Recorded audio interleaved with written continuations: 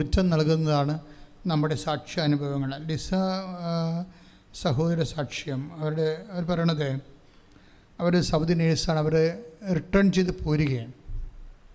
തിരിച്ചു പോരുമ്പോൾ ഉണ്ടാകുന്ന ചില അപ്ഹീവൽ, കുറേ കലാമിറ്റി നടക്കുന്നുണ്ട്. കാര്യം എംബസിയുമായിട്ട് ബന്ധപ്പെട്ട് അതിലൊന്നാമത്തെ കാര്യം, അവിടെ അവർ അക്കാമ വർക്ക് പെർമിറ്റ് സറണ്ടർ ചെയ്ത് നേരത്തെ അത്, പക്ഷേ നിയമത്തിൻ്റെ രീതിയിൽ അവർക്ക് റിലീവിങ് ഓർഡർ, തിരിച്ച് നാട്ടിലേക്ക് പോരാനുള്ള ഓർഡർ അവർ സൗദി കൊടുക്കുന്നത് ആ റിട്ടേൺ ഫ്ലൈറ്റിൻ്റെ ദിവസമാണ്. ആ ഫ്ലൈറ്റ് റിട്ടേൺ ആകുന്ന തിരിച്ച് ഇന്ത്യയിലേക്ക് പോരുന്ന സമയത്താണ് അത് കൊടുക്കുന്നത്. സ്വാഭാവികമായിട്ട് എൻ്റെ വലിയ കുഴപ്പമൊന്നുമില്ല, അങ്ങനെ സാധാരണ കിട്ടാറുണ്ട്, ആൾക്കാർ പോകാറുണ്ട്. പക്ഷേ ഇവർക്കൊരു പ്രശ്നം ഉണ്ടായി. ഇവരുടെ പ്രശ്നം എന്ന് പറയണത്, എയർപോർട്ടിൽ റിപ്പോർട്ട് ചെയ്യേണ്ട സമയമുണ്ട്. കോവിഡ് പ്രോട്ടോക്കോൾ അനുസരിച്ച് 4 മണിക്കൂറാണ് ഇപ്പോൾ. 4 മണിക്കൂർ റിപ്പോർട്ട് ചെയ്യണം. അവർക്ക് മുമ്പ് റിപ്പോർട്ട് ചെയ്യണം ആൾ എത്തിയിട്ടുണ്ടെന്ന്. അപ്പോൾ അങ്ങനെ ഒരു സിറ്റുവേഷൻ വരുമ്പോഴേ ഇവർ വിസ റിലീവിങ് ഓഫീസിൽ ചെല്ലുമ്പോൾ എന്താ പറയണത്, നിങ്ങളുടേത് റിലീവിങ് ഓർഡർ വിത്ത് ഹെൽഡാണ്, പിടിച്ചു വച്ചിരിക്കുകയാണ്. അതിൻ്റെ കാരണം എന്താ പറഞ്ഞതെന്ന് വെച്ച് കഴിഞ്ഞാൽ, അവിടെ അക്കാമ എക്സ്പയർ ആയിട്ട് കുറേ ദിവസങ്ങളായി. പക്ഷെ അവർ കൊടുക്കുമ്പോൾ എക്സ്പയർ ആയിട്ടില്ലായിരുന്നു. അവർ സറണ്ടർ ചെയ്യുമ്പോൾ അക്കാമ എക്സ്പയർ അല്ല. പക്ഷേ ഈ സൗദിക്കാരെ വെച്ച് ഇവർ നാട്ടിലേക്ക് പോരുന്ന ദിവസം വരെ വെച്ച് താമസിപ്പിച്ച കാരണം അക്കാമ എക്സ്പയർ ആയിപ്പോയി. അതാണ് അപ്പോൾ ഓരോ ഇഷ്യൂ തന്നെ കണ്ടില്ലേ മക്കളെ. ഇതൊക്കെ നമ്മളെങ്ങനെ ചിന്തിച്ച്, ജീവിതം ഇങ്ങനെയാണ്, നമ്മൾ എത്ര ഷാർപ്പായിട്ട് ചിന്തിച്ച് കാൽക്കുലേറ്റ് ചെയ്താണ് ഓരോ കാര്യങ്ങൾ ചെയ്തെങ്കിലും പെട്ടെന്ന് തീ കയറി പിടിക്കും. നമ്മൾ ഈ ഒരു മിനിമം എപ്പോഴും ഒരു ദൈവത്തിൻ്റെ ലൈനിൽ എപ്പോഴും നിൽക്കുന്നത് എപ്പോഴും നല്ലതാണ്. മിനിമം എന്ന് വെച്ച് കഴിഞ്ഞാൽ ഇപ്പോൾ ആൾക്കാർ ഇഷ്യൂ ബേസ്ഡ് സ്പിരിച്വാലിറ്റിയാണ് ഫോളോ ചെയ്യുന്നത്. എല്ലാവരും അല്ല, കുറേ പേരൊക്കെ. ഒരു ഇഷ്യൂ ഉണ്ടെങ്കിൽ ആ സമയത്ത് നമ്മൾ ദൈവത്തിനോടൊക്കെ നമ്മൾ കമന്നടിച്ച് വീണൊക്കെ പ്രാർത്ഥിക്കും, വേണേൽ പല്ലും കളയും. പക്ഷേ അത് കഴിയുമ്പോൾ പിന്നെ ഇവർ ശാന്തമാകും. ഇത് വലിയ അപകടകരമായൊരവസ്ഥയാണ്. അങ്ങനെ ചെയ്യരുത്. ഒരു മിനിമം, ഇപ്പോൾ നമ്മളെ ബൈക്കൊക്കെ ഓടിക്കുന്ന സമയത്ത് റിസർവ് അതിൽ പെട്രോളുണ്ട്. ആ റിസർവ് നമുക്ക് ഇൻഡിക്കേറ്റർ കാണിക്കുമ്പോൾ ഇനിയിപ്പോൾ എത്രയും അരമണിക്കൂറിൽ അടിക്കേണ്ടി വരുമെന്ന് നമുക്ക് അറിയട്ടെ. ഇതിങ്ങനെ ഒരു ഇൻഡിക്കേറ്റർ ഇല്ലാത്ത കുറേ ജീവിതങ്ങളുണ്ട്. ദൈവകൃപ പോയാൽ ഇവരറിയത്തില്ല. അത് ഭയങ്കരമായ ഒന്ന് പ്രാർത്ഥിച്ചേ മക്കളെ. കർത്താവായ ദൈവമേ, അങ്ങയുമായിട്ടുള്ള ബന്ധം നഷ്ടപ്പെട്ടാൽ പെട്ടെന്ന് എനിക്ക് അറിയാൻ പറ്റുന്ന രീതിയിലേക്ക് ആത്മീയമായി എന്നെ വളർത്തണമേ. ആത്മാവിൽ എന്നെ അഭിഷേകം ചെയ്യണം.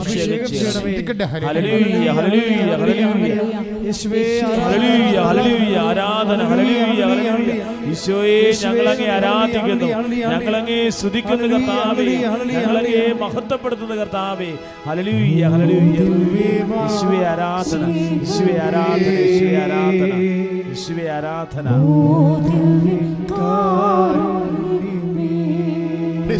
അപ്പോൾ ഇതാണ് അതിൻ്റെ ഒരു പ്രശ്നം. അത് എൻ്റെ മക്കളെല്ലാവരും ശ്രദ്ധിക്കേണ്ടതാണ്. അതായത് എപ്പോഴും റിസീവർ ആയാൽ തന്നെ റിസീവറിങ് ഇൻഡിക്കേറ്റർ ഉണ്ടാകണം നമുക്ക്. അതായത് അത് ദൈവം നമുക്ക് അത് തോന്നിക്കും ഇല്ലേ. ബോഡി ഇപ്പോൾ ഒരു പനി വരികയാണെങ്കിൽ ബോഡിയിൽ എന്തോ ഒരു ഡിസോർഡർ ഉണ്ടെന്ന് തോന്നിക്കത്തില്ലേ. അതുപോലെയാണ് നമ്മൾക്ക് നിനച്ചറിയാതിരിക്കുന്ന സമയത്ത് പെട്ടെന്ന് ഒരു പേയ്മെൻറ്റ് സ്റ്റോപ്പാകുന്നു. അപ്പം നിങ്ങൾക്ക് കമ്പനിയിൽ നിന്ന് പേയ്മെൻറ്റ് കിട്ടിക്കൊണ്ടിരുന്ന ആൾക്കാരാണ്. കൃത്യമായിട്ട് ഇപ്പോൾ ആലപ്പുഴയൊക്കെ കയറ്റ് ഓഫീസിൻ്റെ സ്ഥലങ്ങളാണ് ഇതൊക്കെ. അപ്പോൾ അത് ഒരു കയറ് നമ്മൾ വാങ്ങിക്കുന്നു, പെട്ടെന്ന് സ്റ്റോപ്പ്. കയർ അവരുടെ കയ്യിലും കാശ് അവരുടെ കയ്യിൽ, നമ്മുടെ കയ്യിലൊന്നുമില്ല. അപ്പോൾ ഇങ്ങനെ വരുമ്പോൾ അതെന്താ ഇങ്ങനെ സംഭവിക്കണത്, ഒരു കുഴപ്പമില്ലല്ലോ എന്ന് വിചാരിക്കും. ദാറ്റ് മീൻസ് ഈ വിഷയം ഒരു ഇൻഡിക്കേറ്ററാണ്. ഒരു വിശ്വാസിയെ സംബന്ധിച്ചിടത്തോളം ഇതൊരു ഇൻഡിക്കേറ്ററാണ്. എന്താ കാര്യം, നിനക്കിനി സംഭവിക്കാൻ പോകുന്ന വിഷയങ്ങൾക്ക് നിൻ്റെ പെട്രോൾ തീരാനായിരിക്കുന്നു. കാര്യം നിങ്ങൾക്കറിയാമല്ലോ, കർത്താവ് എന്താ പറഞ്ഞത്, രക്ഷിക്കാനാവാത്ത വിധം എൻ്റെ കരം കുറുക്കിപ്പോയിട്ടില്ല. കർത്താവിൻ്റെ കയ്യിൽ നിന്ന് ഒരിക്കലും അനുഗ്രഹത്തിന്, അതായത് ലോകം മുഴുവനും പട്ടിണി കിടന്നാലും സിംഹക്കുട്ടികൾ 55-ാം സങ്കീർത്തനം എന്താ പറയണത്?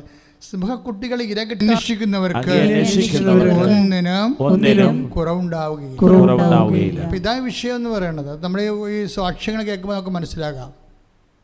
സാക്ഷ്യങ്ങൾ കേൾക്കുമ്പോഴേ, ഇപ്പം കഴിഞ്ഞ ദിവസങ്ങളിൽ ഒരു ചേച്ചി സാക്ഷ്യം പറഞ്ഞു വെച്ചാൽ അവർക്ക് 4 ലക്ഷം രൂപ കടം, 4 ലക്ഷം രൂപ കടം. അവരുടെ നിർമ്മാണ യൂണിറ്റ് ഓർഡർ ഇല്ലാതെ ബ്ലോക്കായി. അവർക്ക് മാത്രമല്ല, എല്ലാവർക്കും ബ്ലോക്കായി. കോവിഡ് കാലത്ത് എല്ലാം അടച്ചിട്ടിരിക്കുകയല്ലായിരുന്നു. പക്ഷേ ഇവർ ഉടമ്പടി എടുത്ത്, ഓൺലൈൻ ഉടമ്പടി എടുത്ത് കഴിഞ്ഞപ്പോൾ ഇവർക്ക് മാത്രം ആ യൂണിറ്റിലേക്ക് തന്നെ ഏതാണ്ട് 10-40 ലക്ഷത്തിൻ്റെ PP കിറ്റിൻ്റെ ഓർഡർ കിട്ടി. ഇത് ഇവരുടെ മാത്രം പ്രശ്നമല്ല. ആ ഇടയ്ക്ക് കുറേ ആൾക്കാർ, അതായത് ഇതെന്ന് വെച്ചാൽ ആർക്കും ഈ ലോകത്ത് വർക്ക് നടക്കുന്നില്ലെങ്കിൽ, അതാണ് സിംഹക്കുട്ടി എന്ന് പറയാമല്ലോ. സിംഹക്കുട്ടിയാണ്, അല്ലാതെ മുയലിൻ്റെ കുട്ടിയല്ല. സിംഹക്കുട്ടി എന്ന് പറയുമ്പോൾ ഇര ഉണ്ടെങ്കിൽ ആ സാധനം പിടിച്ചിരിക്കും. അത്രയും പ്രാപ്തിയും കഴിവും ഉള്ളതാണ്. പക്ഷേ അതിന് പോലും ചിലപ്പോൾ ഇര കിട്ടത്തില്ല. ഇവിടുത്തെ മഹത്തായ സിനിമാ നടന്മാരൊക്കെ വീട്ടിലിരിക്കല്ലേ, എത്രയോ വർഷമായിട്ടിരിക്കണം, 1.5 കൊല്ലം ഇരുന്ന് ഒരു പടവും ഇല്ലാതെ. അവർക്ക് വേറെ ജോലിയൊന്നും ഇല്ലല്ലോ, ഇതല്ലേ ജോലിയുള്ളൂ. ഇതുപോലെ ഇതേ ജോലിയുള്ളൂ. അപ്പം അങ്ങനെയൊക്കെ ഉള്ള സമയത്ത് പോലും ദൈവം ചില ആൾക്കാരെ ഭയങ്കരമായിട്ട് സന്ധിച്ചു പോകും. അപ്പം നിങ്ങൾ ചോദിക്കും, ഞങ്ങളും ദൈവത്തിൻ്റെ ആൾക്കാരല്ലേ? എല്ലാവരും ദൈവത്തിൻ്റെ ആൾക്കാരാണ്. പക്ഷേ ദൈവത്തിൻ്റെ ആൾക്കാരെന്ന് പറയുമ്പോൾ എപ്പോഴും ശ്രദ്ധിക്കേണ്ടിരിക്കുമ്പോൾ, ഇപ്പോൾ എല്ലാവരും നമ്മൾ മക്കളാണല്ലേ? എല്ലാവരും ദൈവത്തിൻ്റെ മക്കളാണ്. മക്കളാണെങ്കിൽ എന്താ ഗുണം? അത് മക്കളാണെങ്കിൽ അവകാശികളാണ്. പറഞ്ഞേ, അവകാശികളാണ്.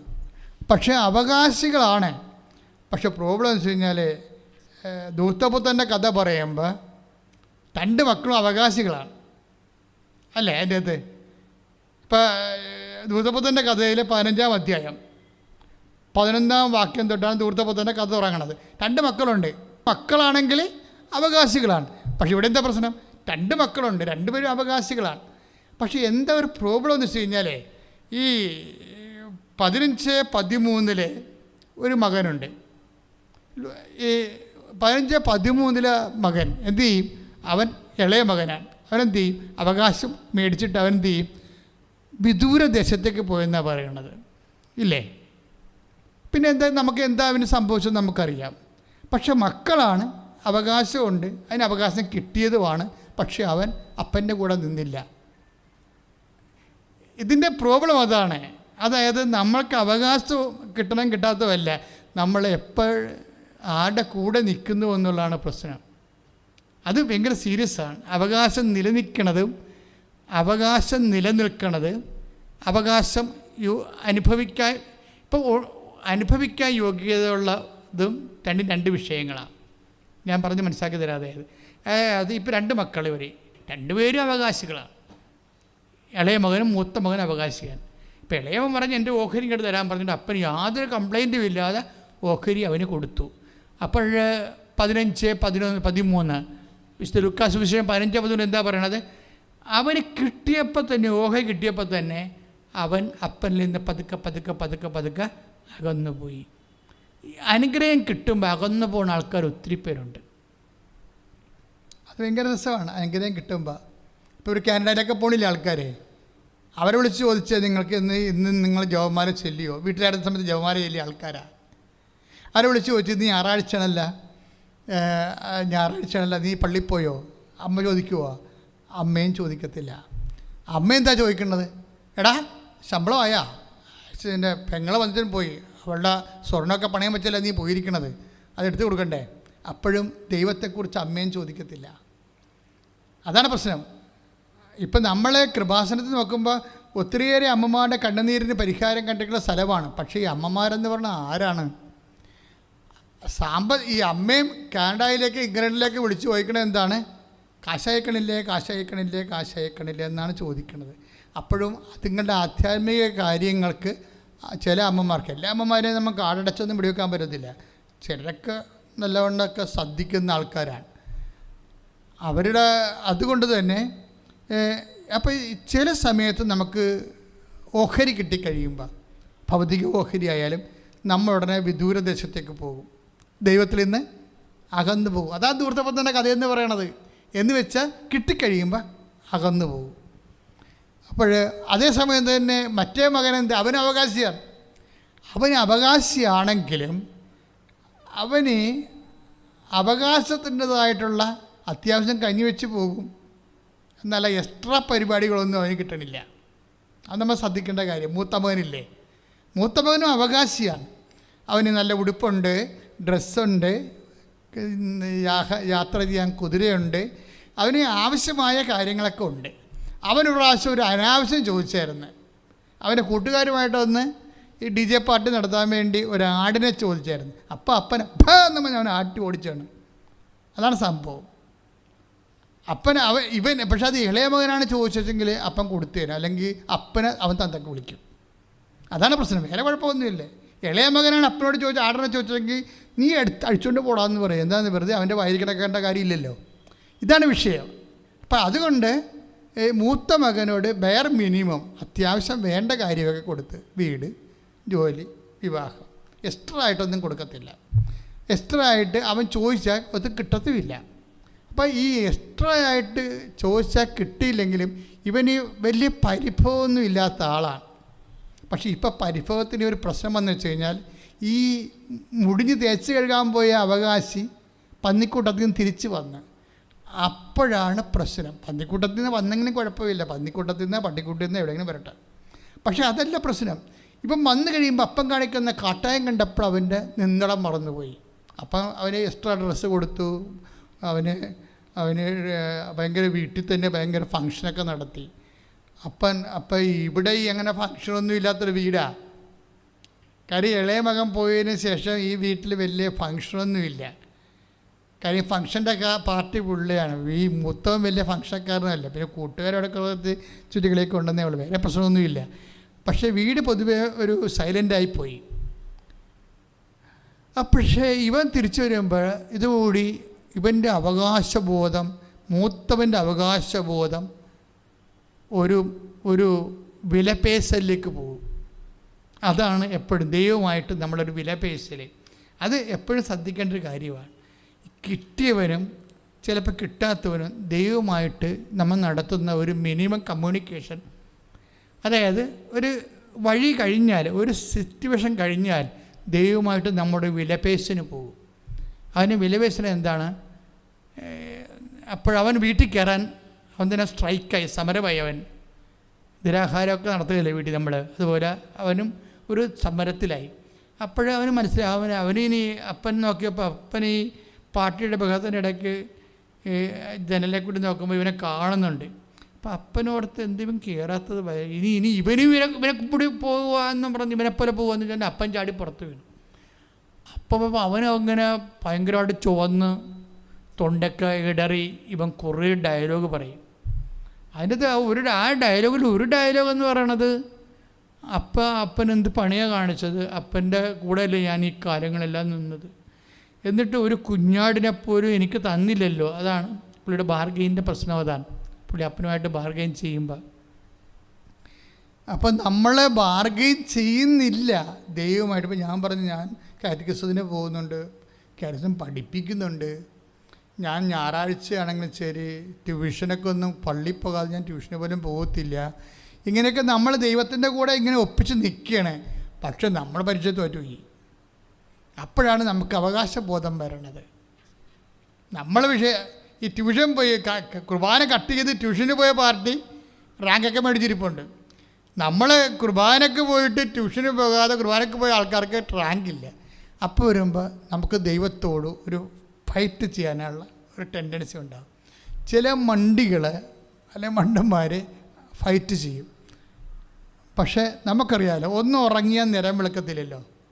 എത്ര ഉറക്കം കഴിഞ്ഞാൽ ജീവിതം നിൻ്റെ ദൈവപൈതലേ, നിൻ്റെ ഏതെങ്കിലും ഒരു വിഷയത്തിൽ ദൈവം നിന്നെ പ്രകോപിപ്പിക്കാൻ നോക്കിയാൽ ബുദ്ധിയും ബോധമുള്ള ഒരു വിശ്വാസി, ഒരു ഇൻ്റലിജൻ്റായിട്ടുള്ള മനുഷ്യനായിരിക്കണം എപ്പോഴും, ഇഡിയറ്റ് ആയിരിക്കരുത്.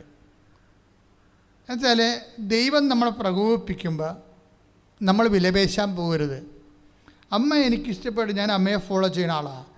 അമ്മ ഒരിക്കലും ബാർഗെയിൻ ചെയ്യത്തില്ല, മിണ്ടാണ്ടിരിക്കേ ഉള്ളൂ. എന്തെല്ലാം ഇഷ്യൂ ഉണ്ടായാലും അമ്മ മിണ്ടാണ്ടിരിക്കും. ഈശോ തന്നെ അമ്മയുടെ നില മറന്നുകൊണ്ട് അമ്മയോട് സംസാരിച്ചു. അമ്മയുടെ കഷ്ടപ്പാടൊന്നും നോക്കാതെ എത്രമാത്രം പരവേശം പിടിച്ച് തലകുത്തി മറിഞ്ഞ് വെള്ളം കുടിച്ചാൽ കുടിക്കാതെയൊക്കെയാണ് തിരിച്ച് ഈശോയെ കാണാതെ പോയി ഈശോനെ കാണാൻ വേണ്ടി ജയിച്ചത്. അപ്പോൾ ഈശോ പറഞ്ഞ ഡയലോഗൊന്നും കറക്റ്റ് ഡയലോഗ് അല്ല അത്. ശരിക്കും പറഞ്ഞാൽ ഈശോയുടെ സ്ഥാനത്ത് അത് കറക്റ്റാണ്. പക്ഷേ പാവപ്പെട്ട മനുഷ്യൻ ഇങ്ങനെ അണ്ണാക്കം തള്ളി നടന്ന് കിതച്ചവിടെ എത്തണ ഒരു സ്ത്രീയോട് പറയാൻ പാടില്ല. അത് ഞാൻ എൻ്റെ പിതാവിൻ്റെ കാര്യത്തിൽ വ്യയപ്രദനായിരിക്കേണ്ടവനല്ലേന്ന് പറഞ്ഞാൽ അത് തിയോളജിക്കൽ എററൊന്നും അതിൻ്റെ അകത്തില്ല, അല്ലേ? ദൈവശാസ്ത്രപരമായിട്ട് ഒരു എററും ഇല്ല. പക്ഷേ തകർന്ന തരിപ്പണമായിട്ട് ഇല്ലാത്ത കാശ് ഉണ്ടാക്കി ഔസപിതാവ് ഒരാൾ പണിയെടുത്തിട്ടാണ് കാശുണ്ടാകുന്നത്. അതുകൊണ്ട് കഞ്ഞിവെപ്പ് കഴിഞ്ഞിട്ട് ബാക്കി വസ്ത്രവും കഴിഞ്ഞിട്ട് വീടിൻ്റെ മെയിൻ്റനൻസും കഴിഞ്ഞിട്ട് ബാക്കി ഇത്തിരി ഇട്ടുകൂട്ടുണ്ടാക്കിയിട്ടാണ് കൂശ് പൊട്ടിച്ചാണ് ഈ പരിപാടിക്ക് പോയിരിക്കുന്നത്. അതിനിടയ്ക്കാണ് ഈശോ അവിടെ തങ്ങണത്. പിന്നെ ആരെങ്കിലും കടം മേടിച്ച് വായ്പ മേടിച്ചിട്ടാണ് രണ്ടാമത് കാണാൻ തിരക്കാൻ വേണ്ടി ചെല്ലുമ്പോഴാണ് കേൾക്കുന്ന ഡയലോഗ് ഇതാണ്. അതായത് ഇതൊക്കെ പലപ്പോഴും ദൈവമായിട്ടുള്ള യാത്ര മുതലാകത്തില്ല. അതെപ്പോഴും നിങ്ങൾ മനസ്സിലാക്കണം. പക്ഷെ മുതലാകാത്തതല്ല, ദൈവം ഇതെല്ലാം അറിഞ്ഞുകൊണ്ട് തന്നെ ചെയ്യണ പരിപാടിയാണ്. അറിയാതെ ഒരു സാധനം ചെയ്യത്തില്ല. ഇതൊക്കെ ടെസ്റ്റ്. അതായത് നമ്മളെ ലിഫ്റ്റ് ചെയ്യാൻ ഉദ്ദേശിക്കുമ്പോൾ, നമ്മളെ ഒരു വിശ്വാസത്തിൽ നിന്നൊരു നിലവാരത്തിൽ നിന്ന് അടുത്ത നിലവാരത്തിലേക്ക് ഉയർത്താൻ നോക്കുമ്പോൾ ദൈവം ടെസ്റ്റ് ഇതാണ് നമുക്ക് തരണത്. അപ്പോൾ ഈ പരിശുദ്ധാത്മാവ് ഇല്ലാത്ത ആൾക്കാർക്ക് ഇത് മനസ്സിലാവത്തില്ല. അവർക്ക് മാനുഷികമായിട്ടുള്ള കാര്യങ്ങളെ എല്ലാത്തിൽ നിന്നും മനസ്സിലാകത്തുള്ളൂ. ഇപ്പോൾ കർത്താവിൻ്റെ പാദം കഴുകിയില്ലേ ഒരു കക്ഷി? ആരാ കർത്താവിൻ്റെ പാദം കഴുകിയത്? ലാസറിൻ്റെ പെങ്ങൾ ലാസർ ഉയർത്ത് കഴിഞ്ഞപ്പോൾ ഭയങ്കര സന്തോഷമായില്ലേ? ലാസർ ഉയർത്ത് കഴിഞ്ഞപ്പോൾ ഭയങ്കര സന്തോഷമായപ്പോൾ ലാസർ ഈശോയെ അവർ ഒരു ഉച്ചഭക്ഷണത്തിന് ക്ഷണിച്ചതിൻ്റെ കാര്യം ഈ കാല് കഴുകാൻ വേണ്ടിയായിരുന്നു. അപ്പോൾ എന്താ പ്രശ്നം വെച്ചാൽ ഇവർ തോന്നിവാസം പറഞ്ഞായിരുന്നല്ല, ഇവർ കർത്താവിൻ്റെ അടുത്ത് കുറേ തോന്നിവാസം പറഞ്ഞായിരുന്നു. എന്താ ദിവസം പറഞ്ഞത്? കർത്താവ് നീ ഇവിടെ ഉണ്ടായിരുന്ന എൻ്റെ സഹോദരൻ മരിക്കുകയില്ല, അതിനെ കൂനിയെന്നൊക്കെ പറഞ്ഞില്ലേ. അത് വലിയ കഷ്ടമായിപ്പോയി ശരിക്കും. ഇവർക്ക് പിന്നീടാണ് ലാസർ ഉയർത്ത് കഴിഞ്ഞപ്പോഴാണ് മനസ്സിലായത്, അയ്യോ അങ്ങനെയൊക്കെയുള്ള ഡയലോഗൊന്നും പറയേണ്ട കാര്യമില്ല, ഈശോനോട് അങ്ങനെയൊന്നും സംസാരിക്കാൻ പാടില്ലായിരുന്നു. അപ്പോൾ ഇവളാണ് എൻ്റെ മെയിൻ ആൾ, മറിയമായിരുന്നു അതിൻ്റെ അകത്ത് മെയിൻ ആൾ. മർത്ത ഓടിച്ചെന്നായിരുന്നു ആദ്യമേ. അവൾ മറിയം വീട്ടിൽ തന്നെ ഇരുന്നതല്ല ബൈബിൾ പറയണത്. അപ്പം മറിയത്തിന് വല്ലാണ്ട് കുറ്റബോധം. എന്താ കാര്യം? ഈശോനോട് അങ്ങനെയൊന്നും പറയേണ്ടിയില്ല ഇനി. ഇപ്പോൾ ഈശോ ഇപ്പോൾ ഉയർത്തെഴുന്നേൽപ്പിച്ചല്ല ആളാണ്. ഇത് നമ്മൊന്ന് വിശ്വസിച്ചാൽ മതിയായിരുന്നു. അപ്പോൾ ഈശോനെ ഒന്നും തോന്നിവാസം പറയേണ്ടിയില്ലായിരുന്നു. അപ്പോൾ ഇനി ഈശോ വരികയാണെങ്കിൽ ഞാൻ ഈശോയുടെ പാദം കഴുകുമെന്ന് പറഞ്ഞു. മറിയം പറഞ്ഞു. അപ്പോൾ അവൾ അതിനു വേണ്ടി കരുതിയാണ് ഈശോ വന്നപ്പോഴത്തെ അത് അവളുടെ അനുതാപമാണ് അവിടെ. പക്ഷേ അതാണ് സംഭവം. എന്തെങ്കിലും ഒരു ഭാഗം നമ്മൾ ദൈവത്തിനോടുള്ള ഡീലിങ്സിൽ നമ്മുടെ ഒരു പരിഭവം, ഒരു പരാതിയായിരുന്നു പറഞ്ഞത്. കർത്താവ് നീ ഇവിടെ ഉണ്ടായിരുന്ന എൻ്റെ സഹോദരൻ മരിക്കില്ലായിരുന്നു, അതൊരു പരാതിയായിട്ടാണ് പറഞ്ഞത്. പക്ഷേ പരാതി കഴിഞ്ഞപ്പോൾ ഈശോ അതൊന്നും ശ്രദ്ധിച്ചില്ല. പരാതിയാണ് നീ പറയണത്, നീ എന്തിനാ പരാതി പറയണത്? ഇങ്ങനെയാണ് ഞാൻ നിന്നെ പഠിപ്പിച്ചത്. നീ അന്ന് പാതാന്തികത്തിൽ ഇരുന്ന് കുറേ വചനം കേട്ട് മാർത്ത ചമ്മന്തി അരക്കായില്ല, ഞാൻ അവളെല്ല എന്നെ വഴക്കിട്ടത്, നിന്നെ വഴക്കിട്ടില്ലല്ലോ. ഈ വചനം കേട്ടിട്ട് നിനക്കെന്ത് പ്രയോജനം? അവക്കല്ലേ ഇപ്പോൾ പ്രയോജനം ഉണ്ടായത്, അവളല്ലേ ഓടി ആദ്യം വന്നത്. അങ്ങനെ ഒന്നും ഈശോക്ക് പറയാമായിരുന്നു, പക്ഷേ ഈശോ പറഞ്ഞില്ല. പക്ഷേ ഇവർക്കത് ശരിക്കും കൊണ്ട് അവർ പറഞ്ഞു, ഇനി ഈശോ വരുമ്പോൾ ഞാൻ പാദം കഴുകുമെന്ന് പറഞ്ഞു. പാദം കഴുകിക്കൊണ്ടിരിക്കണവളെ അപ്പോഴുണ്ടൊരു മനുഷ്യൻ എന്താ പറയണത്, എല്ലാം മാനുഷികമായി കാണുന്ന ഒരു ആൾക്കാരുണ്ടായി മനുഷ്യൻ്റെ കൂട്ടത്തിൽ, അല്ലേ? അപ്പം യൂദാസ് എന്താ പറഞ്ഞത്? 12:5 വിശുദ്ധ യോഹന്നാൻ്റെ സുവിശേഷം 12:5 എന്താ പറയണത്? ഈ പൈസ എന്തിനാ വേസ്റ്റാക്കിയത്? ഇത് 200-300 ദിനാറയ്ക്കുള്ള സുഗന്ധമില്ലേ, ഇത് വേസ്റ്റല്ലേ? ഇത് പുറത്ത് കൊടുത്താൽ ഇപ്പോൾ നമ്മൾ ആൾക്കാരൊക്കെ പറയത്തില്ലേ, പള്ളിയൊക്കെ വെക്കാൻ പറയുമ്പോൾ ഈ പള്ളി വെക്കണ സമയത്ത് വല്ല പെണ്ണുങ്ങളെ കെട്ടിക്കാൻ പറ്റില്ല ഞാൻ. അപ്പോൾ ഞാൻ ചോദിച്ചു, നീ വല്ല പെണ്ണുങ്ങളെ കെട്ടിച്ചിട്ടുണ്ടോ? വല്ല 5 പൈസ കൊടുത്തിട്ടുണ്ടോ? കല്യാണ കവർ കൊടുത്തു വിട്ട് അതിൽ നിന്ന് പൈസ അടിച്ചു മാറ്റുന്ന പാർട്ടിയാണ് നമ്മൾ. എല്ലാ വീടിൻ്റെ കല്യാണത്തിൽ പറഞ്ഞു കഴിഞ്ഞാൽ അതിൻ്റെ നിന്ന് എത്ര 5 പൈസ കുറക്കാമെന്ന് ഞാൻ ഇവനിരിക്കണത്. കല്യാണത്തിലൊക്കെ വീട്ടിൽ പൈസ കൊടുത്ത് വിടത്തില്ലേ? 50 പറയും, നിൻ്റെ അടുത്ത് കാശ് തരുന്നില്ല, അവിടെ എത്തത്തില്ലെന്ന് പറയും. ആ പാർട്ടിയാണ് ഈ പറയണത്, പള്ളി വെക്കണ സമയത്ത് പെൺകൊച്ചുങ്ങളെ കെട്ടിക്കാൻ പറ്റും. അതുപോലെ അതിനെക്കുറിച്ച് വിമർശിക്കും. പക്ഷേ എപ്പോഴും എല്ലാ കാര്യങ്ങൾക്കും ഒരു മാനുഷിക ചിന്തയുണ്ട്, ഒരു ദൈവിക ചിന്തയുണ്ട്. ദൈവകൃപയുള്ളവന് മാത്രമേ ദൈവിക ചിന്ത വരത്തുള്ളൂ. യൂദാസ് പറഞ്ഞത് ഒരു മാനുഷികമായ ചിന്തയാണ്. അങ്ങനെ പറഞ്ഞത് തെറ്റില്ല. കർത്താവ് പറഞ്ഞു, നീ അത് അവളെ വിഷമിപ്പിക്കേണ്ട കാര്യമില്ല. ഭൂമിയിൽ എവിടെയെങ്കിലും സുവിശേഷം പ്രസംഗിക്കുകയാണെങ്കിൽ ഇവിടെ ചെയ്ത കാര്യം ആദ്യം പറയുമെന്ന് പറഞ്ഞു. അതാണ് എൻ്റെ സെറ്റിൽമെൻ്റ്. അത് ആ മറുപടി അതാണ് കറക്റ്റ്. ഞാൻ നിങ്ങളോട് പറയാൻ ഉദ്ദേശിക്കുന്നത്, അതായത് നമ്മളുടെ ജീവിതത്തിൽ എന്ത് ഒക്കെ സംഭവിച്ചാലും, ഇപ്പോൾ അമ്മയോട് ഈശോ ഇങ്ങനെ സംസാരിക്കും, ബാർഗെയിൻ ചെയ്യുക അല്ലെങ്കിൽ പിറുപിറുക്കുക ദൈവവുമായിട്ട്. ദൈവം അങ്ങോട്ട് ഞാൻ ഇത്രയൊക്കെ നന്നായിട്ട് ജീവിച്ചിട്ടും ദൈവം എന്നോട് ഇങ്ങനെ ചെയ്തില്ലേ, അത് ഞാൻ എപ്പോഴും എൻ്റെ പ്രസംഗത്തിലുള്ള മെയിൻ പോയിൻ്റാണ്. അതെങ്ങനെയാണ് കറങ്ങി തിരിഞ്ഞ് വരുന്നതിൻ്റെ കാരണം വെച്ച് കഴിഞ്ഞാൽ ഇത് ഭയങ്കര പ്രസരണ നഷ്ടം ഉണ്ടാക്കുന്നുണ്ട്. പ്രസരണ നഷ്ടം എന്നാണ് ഇനി പറയണത്. കാര്യം നമ്മൾ പ്രസരണ നഷ്ടം എന്ന് പറഞ്ഞാൽ ഒരു ഇലക്ട്രിസിറ്റി കമ്പി പോകുന്നു. അപ്പോൾ അതിന്മേൽ ഒരു മരത്തിൻ്റെ ശാഖ മുട്ടിക്കിടക്കണമെങ്കിൽ ഉടനെ ആ ശാഖയിലേക്ക് കുറേ കറണ്ട് പോകും. അതിനാണ് പ്രസരണ നഷ്ടം എന്ന് പറയുന്നത്. ഇതുപോലെ നമ്മൾ ഒരു കാര്യം ചെയ്ത് ദൈവവുമായിട്ട് നമുക്കൊരു ബന്ധമുണ്ട്, പക്ഷേ അതേസമയം തന്നെ നമുക്ക് പിറുപിറുപ്പുണ്ട്. നമുക്ക് കർത്താവുമായിട്ട് എന്നോട് അങ്ങനെ ചെയ്തില്ല. ഇപ്പോൾ അവൻ ചോദിക്കണില്ലേ, മൂത്തമോൻ ചോദിക്കണേ എന്താണ്, നീ എൻ്റെ കൂട്ടുകാരുടെ കൂടെ ഉല്ലസിക്കാൻ വേണ്ടി ഞാൻ നിന്നോടൊരു ആട്ടും കുഞ്ഞിനെപ്പോലും ചോദിച്ചിട്ട് നീ തന്നില്ലല്ലോ എന്ന് ചോദിക്കുന്നില്ലേ. അത് ഒരു ബാർഗെയിനിങ് ആണ് സംഭവം.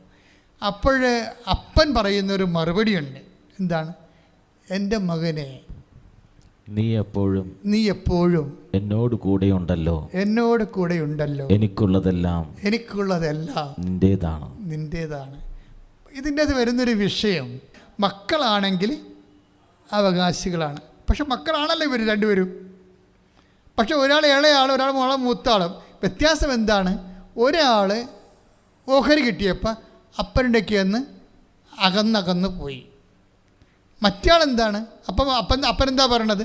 എൻ്റെ മകനെ, നീ എപ്പോഴും എൻ്റെ കൂടെ തന്നെ ഉണ്ടല്ലോ. അപ്പോൾ മക്കളായിട്ട് കാര്യമില്ല, അപ്പൻ്റെ കൂടെ ഉണ്ടാ ഇല്ല എന്നാണ് പ്രശ്നം. പിടികിട്ടിയ? മക്കളാണെങ്കിൽ അവകാശികളാണെന്ന്. രണ്ടും അവകാശികളാണല്ല. അപ്പം അവകാശികളെക്കാളും ആരാണ് അപ്പൻ്റെ കൂടെ എപ്പോഴും ഉള്ളത്, ആരാണ് വിദൂരദേശത്തേക്ക് പോയി കളയണത്, അതാ ദൈവത്തിൽ നിന്ന് അകന്നു പോണത്, അതോടുകൂടി ഇവരുടെ അവകാശം ക്രമേണ അതായത് അനുഭവിക്കാൻ യോഗ്യതയില്ലാത്ത അവസ്ഥയ്ക്ക് മാറും. എന്താ പ്രശ്നം എന്ന് വെച്ച് കഴിഞ്ഞാൽ, ഇപ്പം നമ്മളെന്തൊക്കെ ദൈവത്തെ മാറ്റി നിർത്തിക്കൊണ്ട് അധ്വാനിച്ചാലും നമ്മൾ ആർക്ക് വേണ്ടിയാണ് അധ്വാനിക്കുന്നത്? നമ്മുടെ മക്കൾക്ക് വേണ്ടിയായിരിക്കും അധ്വാനിക്കണത്, അല്ലേ? അവരെന്തെങ്കിലും പൊട്ടങ്ങൾ കളിച്ചാൽ, ഇപ്പം എനിക്കൊരു ആസ്ട്രേലിയയിൽ നിന്ന് പണ്ട് ഒരു അപ്പനും അമ്മയും വരുമായിരുന്നു, ആസ്ട്രേലിയയിൽ നിന്ന്. അപ്പനും അമ്മയുടെ പ്രശ്നം വെച്ചാൽ മകന് എപ്പോഴും 1 കോടി രൂപ കൊടുത്തുകൊണ്ടിരിക്കണം. 3 മാസം കൂടുമ്പോൾ 1-2 1 കോടി എന്ന് വെച്ചാൽ അവൻ അവിടെ എന്തോ ഒരു ഗാംബ്ലിംഗ് ബിസിനസ് നടത്തുകയാണ്. അപ്പോഴേ അവനൊരു സംശയം, എന്താണ്? ഇവർ കോടീശ്വരന്മാരാണ്.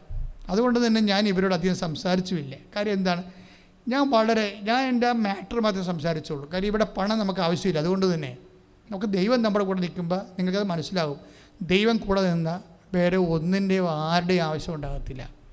ഇപ്പോൾ 10:4 പറഞ്ഞില്ലേ, ലൂക്കാസ് സുവിശേഷം എന്താ പറഞ്ഞത്? അതൊരു നിലപാടാണ്. ലൂക്കാസ് സുവിശേഷം 10:4. അപ്പം അതെന്താ? ഈശോ 2 പേരായിട്ട് ആൾക്കാരെ പറഞ്ഞു വിടും. 2 പേരായിട്ട് ഈശോ ആൾക്കാരെ പറഞ്ഞു വിടുമ്പോൾ എന്താ പറയണത്?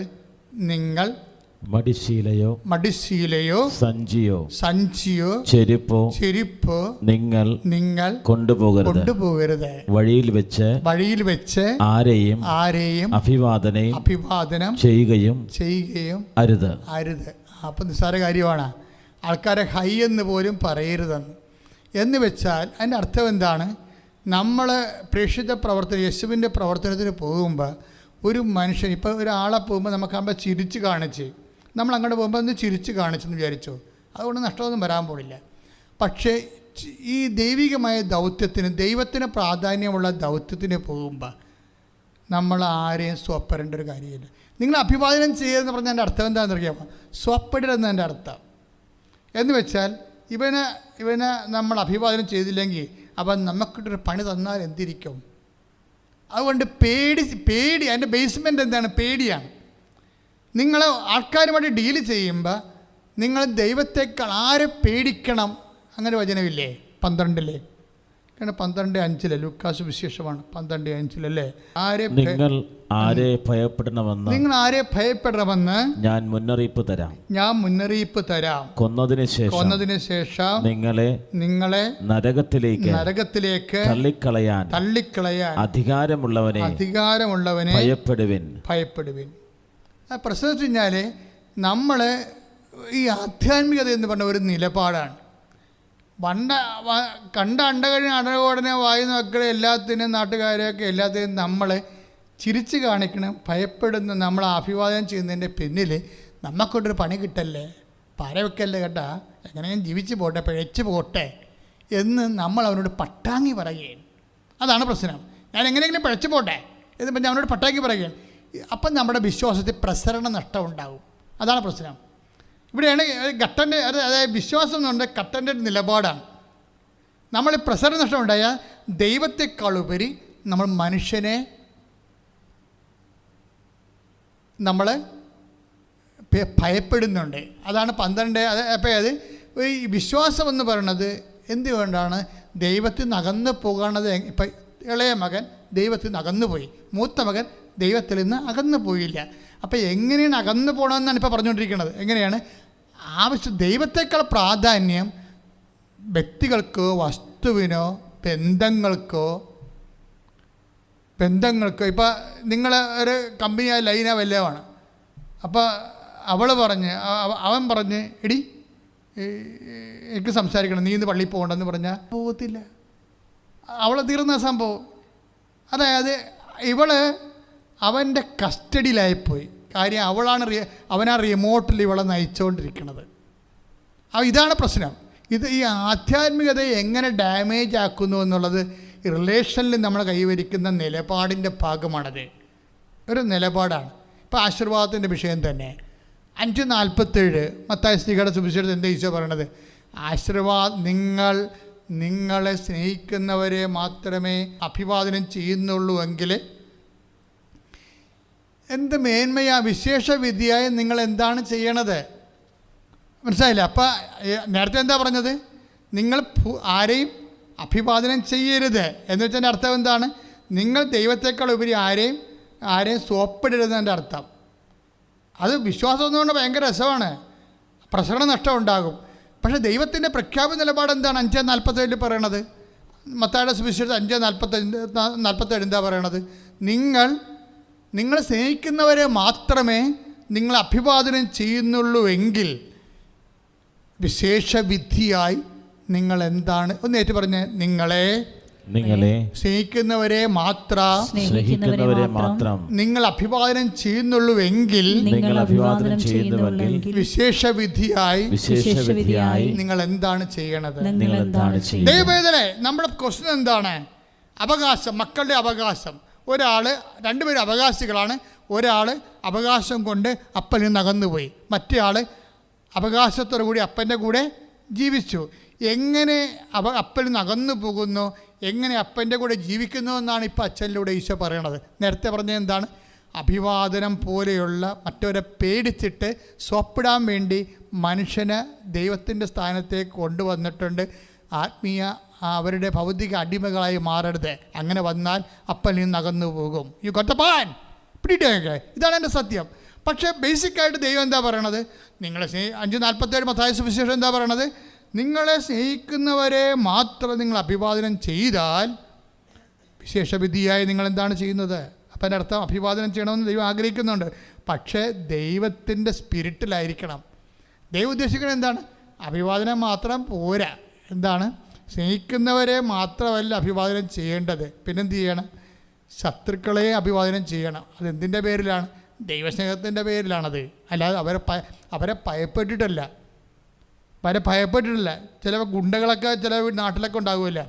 അപ്പോൾ ഗുണ്ടകളെ കാണുമ്പോൾ നമ്മൾ ആൾക്കാരെന്ത് ചെയ്യും? പുരുവാരുണ്ടാക്കാൻ വേണ്ടി 10-100 കൊടുത്താൽ മതിയല്ല. അങ്ങനെ കൊടുത്ത് സ്വപ്പിട്ട് അഡ്ജസ്റ്റ്മെൻറ്റ് ചെയ്യും ആൾക്കാരോട്. അതായത് നമ്മുടെ ഈ വെള്ളം അടിക്കുന്ന പാർട്ടിയില്ലേ, അവർക്ക് നമ്മുടെ വീട്ടിൽ വരുമ്പോൾ ചോദിക്കുമ്പോൾ തന്നെ മാന്യം മര്യാദക്ക് വന്ന് സ്നേഹത്തോടെ ചോദിച്ചു കഴിഞ്ഞാൽ ഉണ്ടെങ്കിലും നമ്മൾ കൊടുക്കത്തില്ല. പക്ഷെ അവൻ വന്ന് 2 ഉറുമ്പ് നമ്മൾ 200 രൂപ 500 രൂപ കൊടുക്കും. ഇതെല്ലാം നീ ദൈവത്തിൽ നിന്ന് അകന്നു പോണ പരിപാടിയാണ്. നമ്മളെന്താ ചെയ്യേണ്ടത്? അവിടെ കക്ഷത്ത് പോകാൻ ഇടപെടുത്തല്ലേ എന്ന് പ്രാർത്ഥിക്കണം. പ്രൊട്ടക്ഷൻ പ്രേരണ വേണ്ട നമുക്കവിടെ. വയ്യ പോണ വയ്യാവേദികളൊക്കെ നമ്മൾ പ്രൊട്ടക്ഷനാണ് വേണ്ട. കർത്താവേ, ആടത്തും കൊണ്ട് എൻ്റെ തല വെച്ച് കൊടുക്കാനുള്ള അനുവാദം ഉണ്ടാക്കല്ലേ, ഇഷ്യം ഉണ്ടാക്കല്ലേ, എന്നെ പ്രൊട്ടക്റ്റ് ചെയ്യണമേ എന്ന് പ്രാർത്ഥിക്കണം. എന്താ കാര്യം എന്ന് വെച്ചാൽ, ഇപ്പോൾ ഉദാഹരണത്തിന് 81-ാമത്തെ സങ്കീർത്തനം കേട്ടോ, 81-ാം സങ്കീർത്തനം 13-ാമത്തെ വാക്യം, എൻ്റെ ജനം എൻ്റെ വാക്ക് കേട്ടിരുന്നുവെങ്കിൽ ഇസ്രായേൽ എൻ്റെ മാർഗത്തിൽ ചരിച്ചിരുന്നെങ്കിൽ അടുത്ത വായിച്ചോളൂ. അതിവേഗം അവരുടെ വൈരികളെ ഞാൻ കീഴ്പ്പെടുത്തുമായിരുന്നു. ദൈവത്തിൻ്റെ കാര്യമാണ്. നമ്മളെ വേദനിപ്പിക്കുകയും നമ്മുടെ കഴുത്തേ കയറാൻ വേണ്ടി വരുന്നവന്മാരെ ഒതുക്കുക എന്നുള്ളത് നമ്മുടെ പരിപാടിയല്ല. അതാണ് സങ്കീർത്തനം 81:13. എൻ്റെ ജനം എൻ്റെ വാക്ക് കേട്ടിരുന്നെങ്കിൽ എന്ന് വെച്ച് കഴിഞ്ഞാൽ ഉടമ്പടിയാണ് സംഭവം. അവൻ പറയണത് പോലെ ചെയ്തിരുന്നെങ്കിൽ, കർത്താവിൻ്റെ വചനം അനുസരിച്ചാണ് നമ്മൾ ജീവിച്ചിരുന്നെങ്കിൽ തീർച്ചയായിട്ടും ശത്രുവിനെ അതിവേഗമാണ്, സ്പീഡാണ്, ഭയങ്കര അതിവേഗം നിൻ്റെ ശത്രുക്കളെ ഞാൻ കീഴ്പ്പെടുത്തുമായിരുന്നു. അപ്പോൾ ദൈവവചനം അനുസരിച്ച് നമ്മൾ കർത്താവിൻ്റെ വേല കൃത്യമായിട്ട്, പല ആൾക്കാർക്കും അങ്ങനെയാണ്. മാന്യം വയ്യാക്കി ദൈവത്തിന് വേണ്ടി ദൈവത്തിൻ്റെ കാര്യം മാത്രം ചിന്തിച്ച് ജീവിക്കുന്ന ആൾക്കാർക്ക് ശത്രുതയില്ല. ശത്രുവെല്ലാം അവൻ്റെ പാദത്തിൻ്റെ കീഴിലാണ്. അപ്പം അത് നിലപാടിൻ്റെ ഒരു ഭാഗമാണ്. ഇപ്പം നമ്മൾ അവനെ പേടിക്കുകയാണ് എന്ന് വെച്ചാൽ പതുക്കെ നമ്മൾ അവകാശം നഷ്ടപ്പെട്ട് ദൂർത്തപുത്രനെ പോലെ അകന്നകന്ന് പോണ പോലെ തുല്യമാണ്. അപ്പം എല്ലാം ഒരു നിലപാടാണ്. നമ്മൾ ആധ്യാത്മിക ജീവിതം എന്ന് പറഞ്ഞാൽ കുറച്ച് പ്രാർത്ഥന ചെല്ലണ പരിപാടിയല്ല. അത് സുവിശേഷ വിഹിതമായ ഒരു നിലപാട്, പ്രശ്നങ്ങളോടുള്ള ഒരു നിലപാടാണത് കാര്യം. പക്ഷേ അതിൻ്റെ അടിസ്ഥാനം എന്താ? വിശ്വാസമാണ് അടിസ്ഥാനം. വിശ്വാസം എന്ന് വെച്ച് കഴിഞ്ഞാൽ, ഇപ്പോൾ ഉദാഹരണത്തിന് രണ്ട് രാജാക്കന്മാർ 7:1. 2 രാജാക്കന്മാരുടെ പുസ്തകം 7-ാം അധ്യായം 1-ാം വചനം. എലീശ പറഞ്ഞു കർത്താവിന്റെ വചനം ശ്രവിക്കുവിൻ. അവിടുന്ന് അരുളി ചെയ്യുന്നു, നാളെ ഈ നേരത്ത് സമരിയായുടെ കവാടത്തിൽ ഒരളവ് നേരിയ മാവ് 1 ശെക്കൽ 2 അളവ് ബാർലിയും 1 ശെക്കലും വിൽക്കപ്പെടും. Praise the Lord. അതായത് ഇതിൻ്റെ വിഷയം ഇതാണ്. അതായത് സമറിയയുമായിട്ട് യുദ്ധം, ഇവർക്ക് ഉപരോധം, ആർക്ക്? ഇസ്രായേലിന് ഉപരോധം. അപ്പോൾ ഉപരോധത്തിൻ്റെ സമയത്ത് എന്താ സംഭവിക്കുന്നത്? 1 അളവ് ബാർലിക്ക് 8 കഴുതയുടെ തലയുടെ വിലയാണ് മാർക്കറ്റിൽ. അപ്പം അത്രയും വില കൂടി. പക്ഷേ എലീശ പറയണത്, നാളെ ഈ സമയത്ത് സമറിയയുടെ കവാടത്തിൽ 1 ശെക്കലിന് ഒരളവ് നേരിയ മാവ് വെച്ചാൽ വെറുതെ കൊടുക്കുമെന്ന് അതിൻ്റെ അർത്ഥം. ഇത്രയും ദാരിദ്ര്യ കോടിയിരിക്കണ രാജ്യത്തിൽ നിന്ന് നാളെ ഈ സമയത്ത് 24 മണിക്കൂറിനുള്ളിൽ ഈ ദാരിദ്ര്യം മാറുമെന്നാണ് പറയണത്. പീഡിയ ഒരു രാജ്യത്തിൻ്റെ ദാരിദ്ര്യമാണ് അത്. 2 രാജാക്കന്മാരുടെ 7:1, 2, 3 വചനങ്ങളാണ്. അതായത് മഹാദാരിദ്ര്യം പിടിച്ചു കിടക്കുന്ന സംഭവം. ബാർലിയോ അല്ലെങ്കിൽ ഗോതമ്പോ പൊടിയോ ഒന്നും കിട്ടാനില്ല. അതൊക്കെ പണ്ടാര വിലയാണ്. അപ്പോൾ ആൾക്കാർ പട്ടിണി കിടന്ന് ദ്രവിക്കുന്ന സമയത്താണ് ഈ പ്രവാചകൻ പറയുന്നത്, നാളെ 24 മണിക്കൂറിനുള്ളിൽ ഈ സിറ്റുവേഷൻ ചേഞ്ച് ചെയ്യുമെന്ന് പറയും. അത് പറയുമ്പോൾ ഹോസേ രാജാവിൻ്റെ ചുമലിൽ ഹോസേ രാജാവ് എൻ്റെ സേനാനായകൻ, അയാളാണല്ലോ യുദ്ധത്തിൻ്റെ വീരൻ, അയാൾ ഈ രാജാവിൻ്റെ ചുമലിങ്ങനെ ചാരിക്കിടന്നുകൊണ്ടിങ്ങനെ ചോദിക്കും. ആ കർത്താവ് ആകാശത്തിൻ്റെ കിളിവാതിലിങ്ങനെ തുറന്നാൽ പോലും ഇത് നടക്കുന്ന കാര്യം വല്ലതും ആണെന്ന് ചോദിക്കും. വിശ്വസിക്കണില്ല അയാൾ.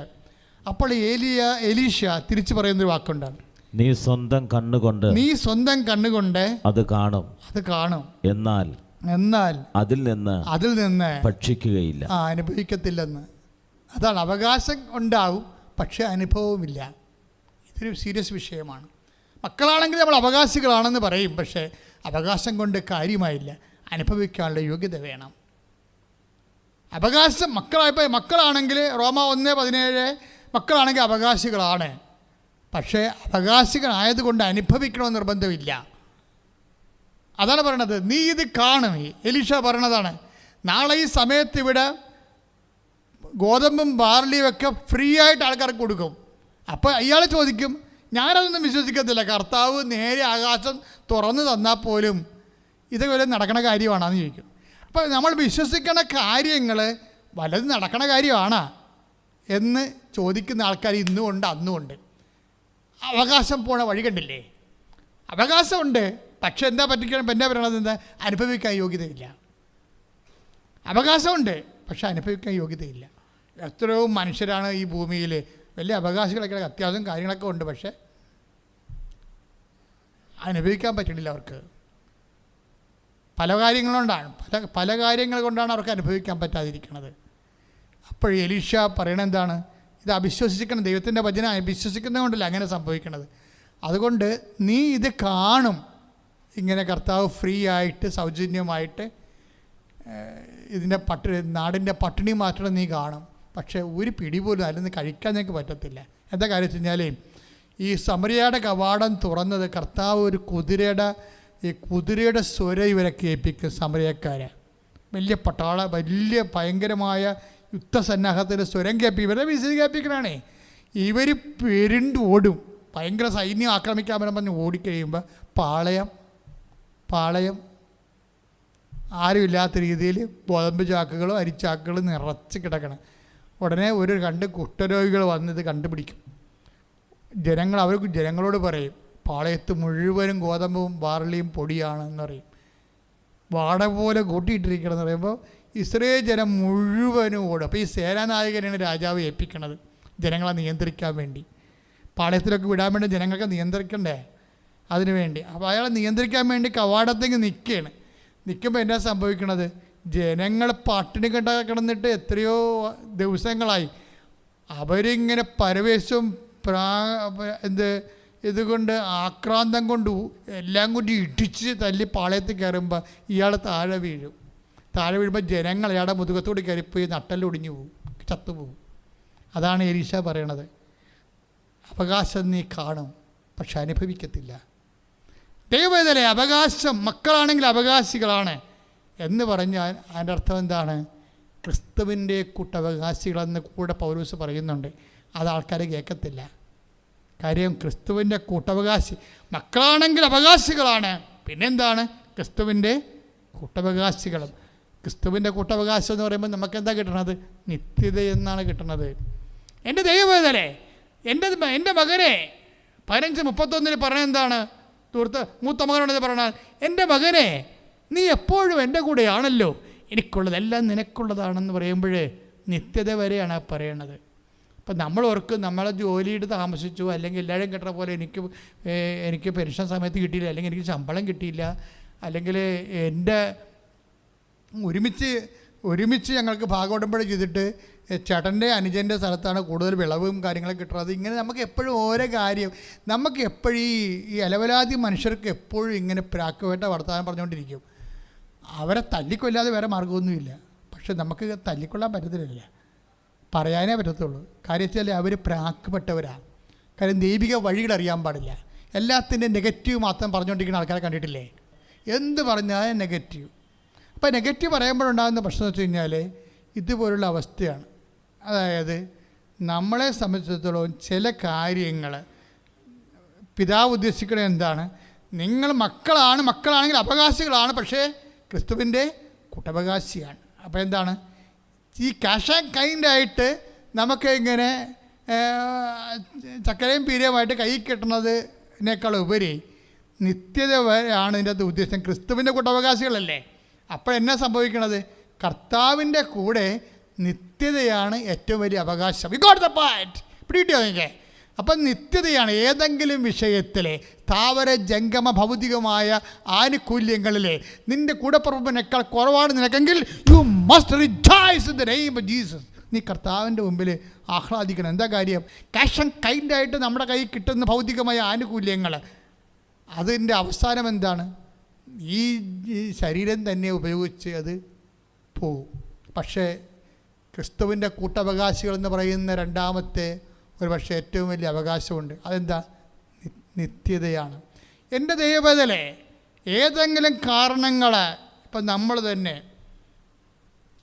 ചില ആൾക്കാർ ചോദിക്കത്തില്ലേ, എള്ള ഉണങ്ങണത് എണ്ണ കിട്ടാൻ, പാറ്റാപ്പുഴുങ്ങ ഉണങ്ങണത് എന്ത് കാണിക്കാനാണെന്ന് ചോദിക്കും.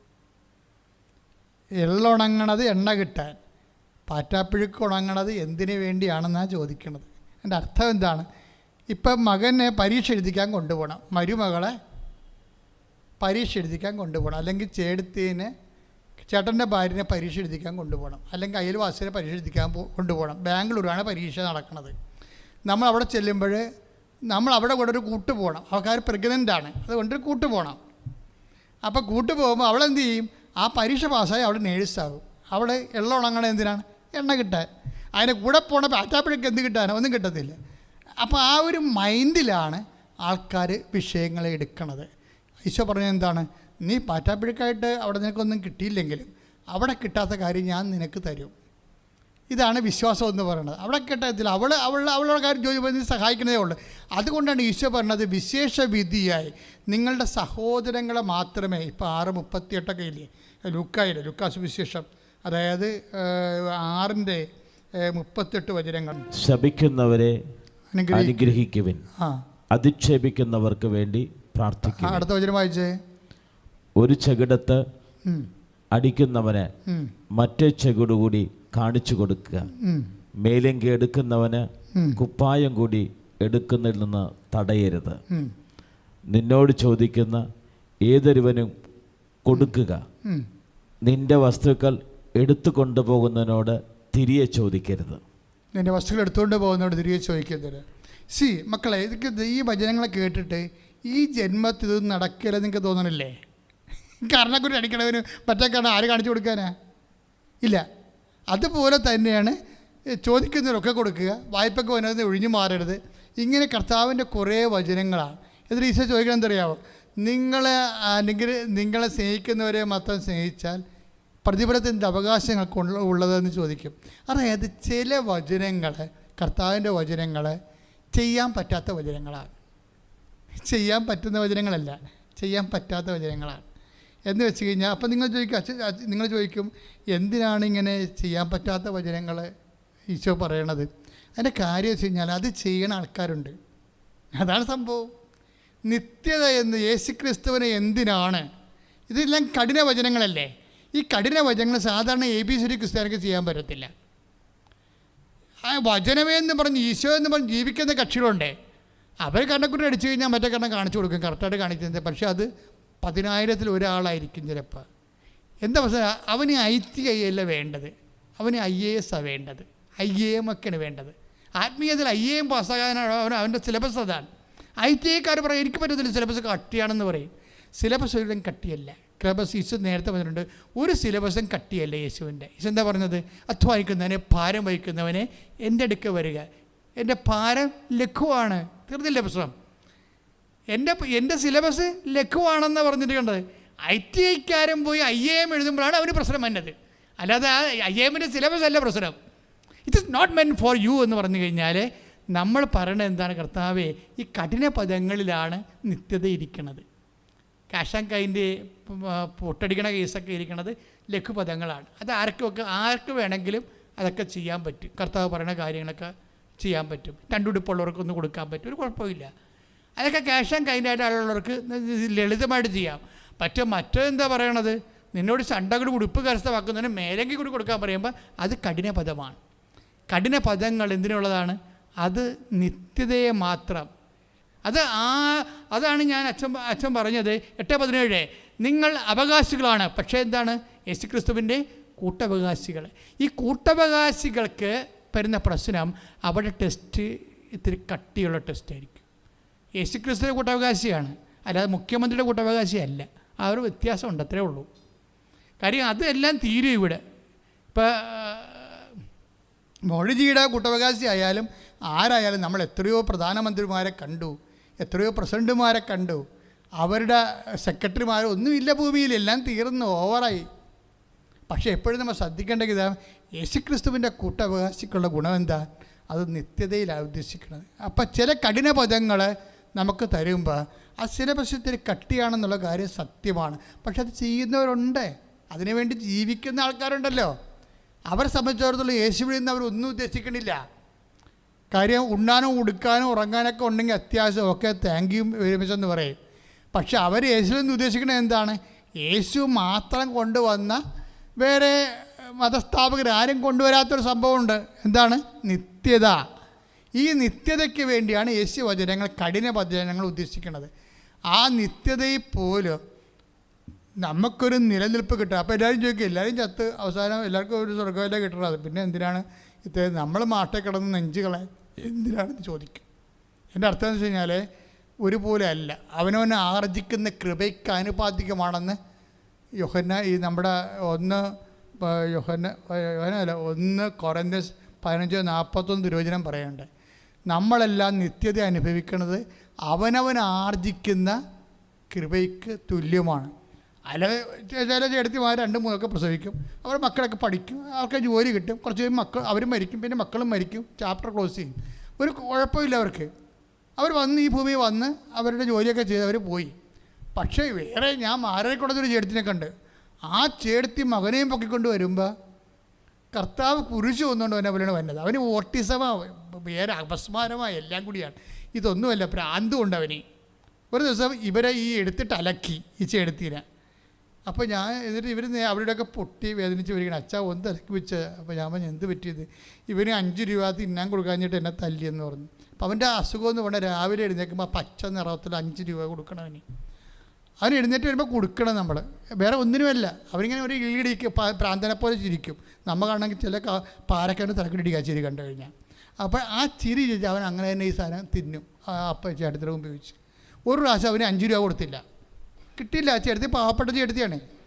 അത് അവസാനം അവിടുത്തെ വീട്ടിൽ പോയി, മാരാക്കുളത്തിൽ വീട്ടിൽ പോയി കടം മേടിച്ച് കൊണ്ടുവന്ന് കൊടുത്ത് 5 രൂപ അപ്പനോട് തിന്ന്. ഒരു ദിവസം കടം മേടിക്കാൻ പറ്റില്ല, അവനെ തല്ലുകയും ചെയ്തു. ഈ സംഭവത്തിനെ ചുമന്നുകൊണ്ട് അവർ കുരിശ് നോക്കണവർ അടക്കുകയാണ്. അപ്പോൾ അതാണ് പ്രശ്നം. ഇത്രയും വലിയ ഭാരം ചുമന്നിട്ടും അവർ വിശ്വാസത്തിൽ ഉറച്ചു നിന്ന് അവർ ജീവിക്കണം, കണ്ടില്ലേ? അവിടെയാണ് പ്രശ്നം കിടക്കണത്. അപ്പം നിങ്ങളവർക്ക് വേണം സാധാരണ ഇവിടെ ജീവിച്ച് സന്തോഷത്തോടെ മരിക്കുന്ന ആൾക്കാരും ഇതുപോലെ എക്സ്ട്രാ ഭാരം ചുമക്കുന്ന ആൾക്കാർ അവസാനം ഒരുപോലെ ഇരിക്കുമെങ്കിൽ പിന്നെ ദൈവം നീതിമാനാണെന്ന് പറയണ എന്ത് വിഷയം? അതുകൊണ്ടാണ് 1 കൊറിന്ത്യസിൻ്റെ 15:41 പറയണത്, ആകാശത്ത് ചന്ദ്രനുണ്ട്, സൂര്യനുണ്ട്, നക്ഷത്രങ്ങളുണ്ട്, ഇവ തമ്മിലും പ്രഭയ്ക്ക് വ്യത്യാസമുണ്ട്, അതുപോലെയാണ് ഉത്ഥാന സമയമെന്നും. അപ്പോൾ സൂര്യനും ചന്ദ്രനും ഒരേ പ്രകാശമാണോ? അല്ല. ചന്ദ്രനും നക്ഷത്രങ്ങളും ഒരേ പ്രകാശമാണ്. പൗലോസപ്പോസ്തലൻ പറയുന്ന നക്ഷത്രങ്ങൾക്ക് തമ്മിലും പല വ്യത്യാസമുണ്ടെന്ന് പ്രകാശത്തിന്. അപ്പോൾ എൻ്റെ ദൈവപദം എപ്പോഴും നമ്മൾ മനസ്സിലാക്കണം, ഏതെങ്കിലും ഒരു ഇത്തിരി പാടുള്ള സിലബസ് നമുക്ക് തന്ന്, ഇപ്പോൾ ഭർത്താവ് സംശയരോഗിയാണെന്ന് വിചാരിച്ചോ, അല്ലെങ്കിൽ നമ്മൾ എന്ത് ചെയ്താലും അയാൾക്ക് പിടിക്കത്തില്ല, അയാളുടെ പെങ്ങന്മാരാ ഒക്കെ ചെയ്ത ആനക്കാര്യമായിട്ടുള്ള കെട്ടി എഴുന്ന് വിളിക്കും. അപ്പം നമുക്ക് എന്ത് ചെയ്യും? ഉറക്കത്തിൽ വരെ വിഷം കൊടുത്ത് കൊല്ലാൻ തോന്നിപ്പോയി. കുറേ ആൾക്കാരിപ്പോൾ കൊന്നല്ല അങ്ങനെ. അപ്പോൾ ഓരോ മനുഷ്യന്മാർ ചിന്തിക്കണാണേ, അവരെ പൊറുതി മുട്ടിട്ട് ചിന്തിച്ച് പോകണം. അവർ ചിന്തിക്കണം മാത്രമേ ഉള്ളൂ, വേറെ കുഴപ്പമൊന്നുമില്ല. പക്ഷേ മനുഷ്യരിങ്ങനെ ചിന്തിക്കേണ്ട കാലാവസ്ഥയിലൂടെ കടന്നു പോകുമ്പോൾ ചില ആൾക്കാർ മിണ്ടത്തില്ല. എന്താ കാര്യം? എൻ്റെ ജീവിതത്തിൻ്റെ അവസാനം വരെ ഈ സിലബസ് ഞാൻ എഴുതണം, ഇത് IAM-ൻ്റെ പരീക്ഷയാണ് ഞാൻ എഴുതാൻ പോണത്, ഈ മനുഷ്യൻ മരിക്കണവരെ ഞാൻ അതുവരെ ഉണ്ടെങ്കിൽ ഈ കുറിച്ച് അതുവരെ അനുഭവിക്കണം. പക്ഷേ ഞാൻ ഈശോയ്ക്ക് വേണ്ടി ഞാൻ ഈ സംഭവം ടേക്കപ്പ് ചെയ്യും. ഈശോ എന്നിട്ട് ഈശോ എന്ത് ചെയ്യുമെന്നറിയാവോ? കറസ്പോണ്ടിങ് അനോയിൻറ്റിങ് ഉണ്ട് ഈ വിഷയത്തിനെല്ലാം. എന്ത് സംഭവിക്കുന്നു എന്നല്ല പ്രശ്നം, നമുക്കെങ്ങനെ അതിനെ അഭിമുഖീകരിക്കാൻ കഴിയുന്നു എന്നുള്ളത് വലിയൊരു വിഷയമാണ്. അതെന്ന് വെച്ചാൽ അതിനൊരു അഭിഷേകമുണ്ട്. ദൈവത്തിലെ എന്നെ ശ്രമിക്കണം നിങ്ങൾ.